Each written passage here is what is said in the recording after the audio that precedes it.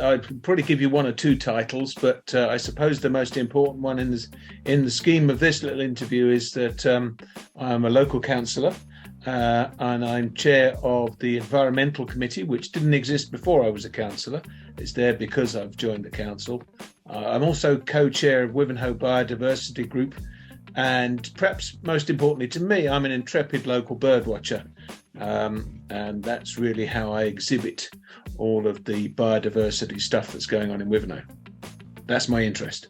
As biodiversity initiatives have gained a bit of traction in Wivenhoe, we've recruited quite a lot of people in various roles, but I just work through the list. It started actually probably 10 years ago with a wildlife garden in the middle of Wivenhoe, right next to the main public park, which is a nicely enclosed pond, basically, with lots of wild stuff growing around it. And it's still maintained to this day as a wildlife garden, and probably the most peaceful place in the whole of Wivenhoe. From that, we then started talking about managing other areas that were fairly wild to stay wild. As an example, the old cemetery in town now has a management plan as a nature reserve. We've got a set-aside meadow again in the main park. It's probably no bigger than about 1/3 of a football pitch, but that's been there now for 5 years, just left to grow as a meadow.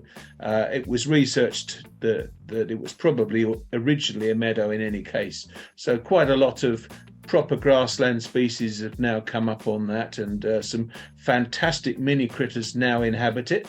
And again, I was in there with my camera to show people just what sort of riches we could gain just by leaving something be. Other green areas we've left to grow wild as a result of the success of that project. And now we're moving into the slightly more difficult and more controversial area of roadside verges. We're letting those grow and seeing what comes up with what. Some have come up with interesting biodiversity.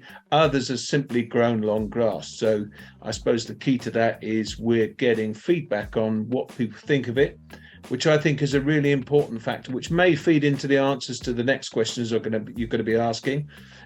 We've got a nice bee-friendly, drought-resistant verge on the side of a road where there was problematic parking on a bend, causing sightline difficulties. And this was outside of a school. So what we did was we got in touch with Beth Chatto Gardens, and got some plants at cost that were drought resistant, which is appropriate in Wivenhoe, which is a very dry and free draining area. That now is a beautiful little garden on a verge. People dare not park on something quite so beautiful, and it attracts an awful lot of pollinators as well. That's one of many initiatives that we've had to attract pollinators, for which very recently we've been accredited with being a bee-friendly town. And there's a little monument outside the main town hall to that end.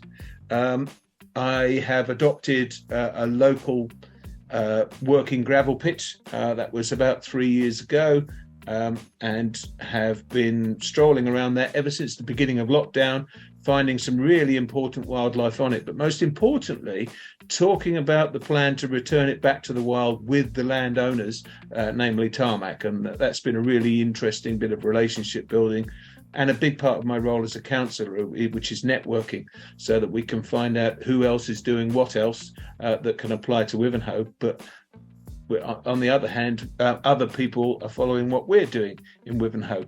As a springboard to the various biodiversity projects, there are now a couple of published booklets for youngsters taking an interest in all things wild, most importantly wild plants for pollinators. We've entertained other councils interested in what we've done, how we've done it, and how to gain public approval for what we've done, which I think probably that's our greatest success at the moment, which means we've been able to grow these initiatives with some momentum. So that's all to do with leveraging enthusiasm and expertise in the community. We're quite lucky here in Wivenhoe that we've got some really good naturalists, botanists, and some very enthusiastic surveyors who are giving us regular and comprehensive results as to what these initiatives bring forth. And probably another one is there was a nice bit of land called Ferry Marsh that was secured as part of a Section 106 agreement. Originally, nothing much more than a grazing marsh. Now, a really, really nice piece of habitat that accidentally got to be wet when the sluice that would otherwise drain it became blocked. And we're now working slowly towards making that a wetter marsh, which is a far, far better habitat for increased biodiversity. And that's all negotiating with the city councils. Pick the low-hanging fruit. Do the projects that are easy to do, that get quick results, that show quick results, which cost nothing, or ideally even actually save money. So, for instance, not mowing grass actually saves money, it saves carbon emissions, and if it's reasonably successful and you pick the right kind of areas, it bears wildflowers and pollinators and all sorts of wonderful things. Okay, so in terms of getting people involved in the initiatives, there's no way around it. It's all about communication and using as many communication channels as possible. We brought back a paper-based newsletter, for example.